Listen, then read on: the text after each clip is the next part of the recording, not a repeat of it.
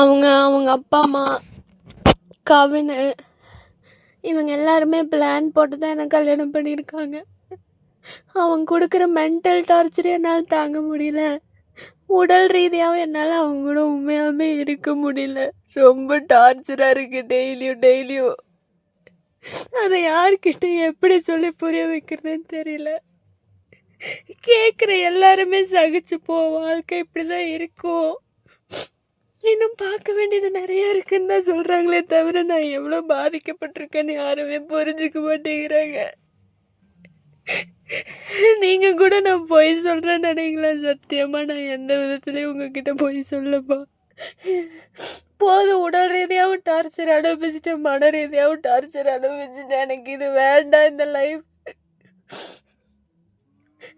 அதெல்லாம் அவங்க மாற மாட்டாங்க. என்னோட இந்த முடிவுக்கு கவினும் ஈஸ்வரமூர்த்தியும் சித்ரா தேவியும் தான் காரணம். என் கல்யாண வாழ்க்கையே மோசமா போயிருச்சு. என்ன மன்னிச்சிருங்கப்பா, என்ன மன்னிச்சிருங்கம்மா. என்னால நீங்க படுற வேதனை எனக்கு புரியுது. என்ன மன்னிச்சிருங்கப்பா, என்ன மன்னிச்சிருங்கம்மா.